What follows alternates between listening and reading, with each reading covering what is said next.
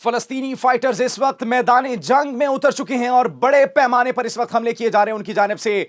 Hamas ने सेहूनी forces को नाको चढ़ने चबवा दिया और इसके साथ साथ यमनी हौसियों ने भी अमेरिका को नाको चढ़ने चबवा दिए हैं। एक जानिब इसराइल और दूसरी जानिब अमेरिका, इन दोनों को बड़ा भारी नुकसान अदा करना पड़ा है। एक जानिब हमास सरगर्म है तो दूसरी जानिब यमनी हौसियों ने कार्रवाइयां शुरू कर दी हैं। यह सब और बहुत कुछ आपको बताएंगे अपने आज के इस प्रोग्राम में। आप एक न्यूज डिजिटल देख रहे हैं और मुझे जवाद यूसुफ कहते हैं। नाज़रीन, सबसे पहले अगर बात की जाए तो पूरी दुनिया में जहां आतिशबाजी की जा रही थी और नए साल की खुशियां मनाई जा रही थी, तो दूसरी जानिब गजा में मासूम फलस्तीनियों पर बारूद की बमबारी और बारूद की बारिश की जा रही थी। उन पर मुख्तलिफ हमले किए गए और चंद ही घंटों में नाज़रीन 15 से जायद फलस्तीनियों के शहीद होने की इतलात इस वक्त मौसूल हो रही हैं और इसके साथ साथ दर्जनों अफराद के जख्मी होने की इतलात भी मौसूल हो रही है। और यही नहीं नाज़रीन, वेस्ट में कार्रवाइयां भी तेज हो चुकी हैं। वेस्ट के साथ साथ जो रेफ्यूजी कैंप्स हैं उन पर हमले तेज हो चुके हैं, एयर स्ट्राइक्स की गई हैं उन पर, और नए साल के दिन पर भी वो मगरिब की और मगरिब के साथ साथ ये सेहूनी फोर्सेस की कार्रवाइयां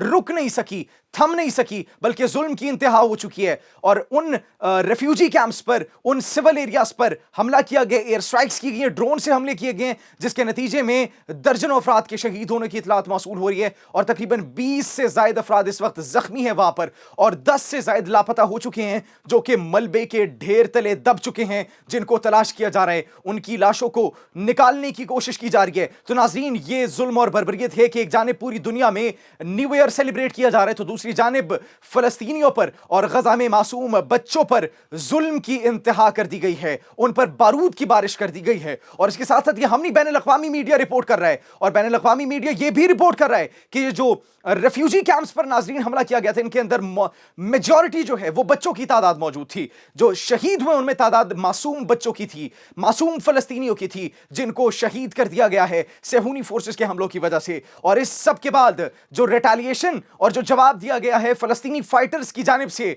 वो काबिले दीद है। मैदान में उस वक्त उतर चुके हैं वो। पीर के रोज सबसे बड़ा और भारी हमला किया गया था, एक मल्टीवेव अटैक लॉन्च किया गया था जिसका तसव्वुर भी नहीं किया जा रहा था सेहूनी फोर्सेस की जानिब से, जब 4 मुख्तलिफ मकामात पर और 4 बड़े हमले किए गए थे, जिसके अंदर 30 से जायद तकरीबन पैलेस्टीनियन फाइटर्स मौजूद थे। ग्रेनेड से हमला किया गया था, उनकी कॉन्वॉय पर हमला किया गया था, अल-क़स्साम ब्रिगेड ने हमला किया था। तो पहला अटैक उनकी जानिब से पीर के रोज किया गया, सेहूनी फोर्सेस की मिलिट्री इंस्टॉलेशन के अंदर घुसकर उनको निशाना बनाया जाता है और उनको जहन्नुम वासिल किया जाता है। लेकिन उसके बाद आज नाज़रीन 2 स्केल अटैक किया जाता है पैलेस्टीनियन फाइटर्स की जानिब से। और ये अटैक इसलिए किया जा सकता गया है, मुबस्सिरीन इस वक्त ये कह रहे हैं कि उनको समझना है कि ये अटैक आखिर कहां से हुआ और क्यों हुआ। और ये भी कहा जा रहा है कि अपना टेम्पो जो है इस वक्त हमास वो पकड़ चुकी है, उन्होंने अपना एक टेम्पो बिल्डअप कर लिया है उन इजरायली और सेहूनी फोर्सेस के खिलाफ। पिछले 2 महीनों के अंदर ये सबसे बड़े और सबसे भारी हमले किए गए हैं हमास की जानिब से सेहूनी फोर्सेस पर, और ये कार्रवाइयां मजीद बढ़ती चली जा रही हैं। और फलस्तीनी इस वक्त उनके जोश में, उनके जज्बे में, उनकी कार्रवाइयों में मजीद इजाफा होता चला जा रहा है, दिन ब दिन मजीद इजाफा होता चला जा रहा है। और एक जानिब अगर सेहूनी फोर्सेस की बात की जाए तो वो इस वक्त थक चुकी थी, वो तो इंतजार कर रही थी कि उनको थोड़ा रेस्ट मिलेगा, थोड़ी ब्रेक मिलेगी, छुट्टी मिल जाएगी, सब खत्म हो जाएगा, वो आराम करेंगे। लेकिन एन उसी वक्त पर हमास सरगर्म हो चुका है, उन्होंने अपनी कार्रवाइयां तेज कर दी हैं और फिर उन कार्रवाइयों के नतीजे में सेहूनी फोर्सेस में खलबली मच गई है उनकी सफ़ों में। वो इस वक्त हैरान और परेशान है कि आखिर हम इसको कैसे इसका जवाब दें, हम कैसे इसको रोकें, क्योंकि वो इनसे लड़ने के तो काबिल नहीं है। वो लिहाजा मासूम बच्चों को और रेफ्यूजी कैंप्स को निशाना बना रही है, क्योंकि इनके जानिब जब भी वो बढ़ेंगे, इनसे जब भी मुकाबला करने की कोशिश करेंगे तो हमेशा इनको मुंह की खाना पड़ी है। और वो हमास जिसको खत्म करने की बातें कर रहे थे कि हमास का वजूद खत्म हो चुका है, हमने हमास को नेस्तो नाबूद कर दिया, अब ये उनकी जानिब से जवाबी हमले, जवाबी कार्रवाइयां और सेहूनी फोर्सेस के अंदर उनके कमांडर्स की, उनके सोल्जर्स की हलाकतें इस बात की तस्दीक कर रही हैं, इस बात की गवाही दे रही हैं कि हमास का खात्मा नहीं हुआ, हमास खत्म नहीं हुई, बल्कि ये सिर्फ अपना झूठ छुपा रहे थे, अपनी जो नुकसान थे उसको छुपा रहे थे। और अभी भी जो हमास की जानिब से कार्रवाइयां की गई हैं उसके नुकसान का जो है उन्होंने मीडिया पर रिपोर्ट नहीं किया कि हमारे इतने बंदे हलाक हो गए, इतने बंदे जख्मी हो गए। लेकिन जो हमास रिपोर्ट कर रहे वो ये कर रहे कि उनकी अहम मिलिट्री साइट को निशाना बनाया गया है। एक जानिब उन्होंने ये हमला किया था, दूसरी जानिब आईईडी से خود ساختہ جدید ترین خود ساختہ ہتھیاروں سے حملہ کیا، جس کے اندر گرینیڈز موجود تھے، جن کے اندر راکٹس موجود تھے. اور جو دوسرا حملہ ناظرین کیا گیا وہ راکٹس کی جانب سے گیا جنوبی اسرائیل پر، اور جنوبی اسرائیل کے اندر 2 مقامات کو نشانہ بنائے، جس کے اندر ایک کو تو وہ کہہ رہے ہیں ہم نے انٹرسپٹ کر لیا، لیکن دوسرا جو ہے وہ اپنے ہدف پر جا لگا، جس کی وجہ سے اسرائیل اس وقت پریشان ہے کہ آخر ان کا ایئر ڈیفنس سسٹم کام کیوں نہیں کر رہا، کیوں وہ ہر محاذ پر جو ہے وہ شکست کھا رہے ہیں اور اپنی شکست تسلیم بھی نہیں کر رہے. ناظرین اس کے ساتھ ساتھ اگر بات کی جائے تو بین الاقوامی میڈیا اور بین الاقوامی تنظیمیں، ان کی جانب سے بھی اسرائیل کا جو مکروہ چہرہ ہے وہ بے نقاب ہو چکا ہے. بین الاقوامی تنظیمیں اس وقت آواز اٹھا رہی ہیں فلسطین کے حق میں، غزہ کے حق میں، اور وہ یہ کہہ رہی ہیں کہ جو ہو رہا ہے جنگی قوانین کی خلاف ورزی کر رہی ہے صہیونی فورسز.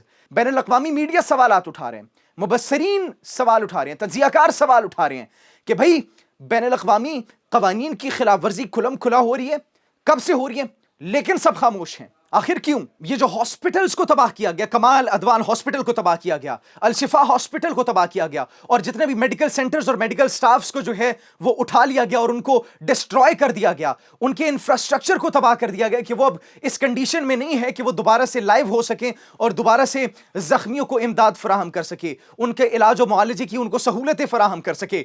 تو یہ جنگی قوانین کی خلاف ورزی ہے جس پر یہ بین الاقوامی میڈیا نے یہ رپورٹ پیش کی ہے، اقوام متحدہ کی رپورٹ پیش کی ہے کہ یہ 2023 اکتوبر سے لے کر جون 2024 تک یہ جو خلاف ورزیاں کی گئی ہیں یہ جنگی جرائم کے زمرے میں آتا ہے. یہ انتہائی بدترین سلوک کیا گیا ہے، یہ ظلم کیا گیا، زیادتی کی گئی ہے. اور ناظرین پچھلے 6 مہینوں کی بات نہیں کی گئی، کیونکہ پچھلے 6 مہینوں کے اندر، اگر آپ پچھلے 6 مہینوں کی بھی چھوڑیں، پچھلے 1 مہینے کے اندر جس طریقے سے میڈیکل سینٹرز کو تباہ کیا گیا، جس طریقے سے میڈیکل فیسلٹیز کو تباہ کیا گیا، جس طریقے سے ہاسپٹلز کے انفراسٹرکچر کو تباہ کیا گیا، جس طریقے سے وہاں کے ڈاکٹرز کو اٹھا کر لے کر گئے ہیں، جس طریقے سے وہاں کے سٹاف کو اٹھا کر لے کر گئے، زد و کوب کیا گیا، تشدد کیا گیا اور پھر ان کو یرغمال بنا لیا گیا، تو یہ سنگین جنگی جرائم میں آتا ہے جس پر اب بین الاقوامی تنظیمیں بھی سوال اٹھا رہی ہیں. اور صرف بین الاقوامی تنظیمیں نہیں بلکہ ان کی اپنی صفوں کے اندر ناظرین سوالات اٹھنے شروع ہو چکے ہیں. اسرائیل کے اپنے فزیشینز، ان کے اپنے ڈاکٹرز سوال اٹھا رہے ہیں کہ بھئی ہماری کمیونٹی کا بندہ آپ نے اٹھا لیا، بھئی اس کو تو چھوڑ دیں.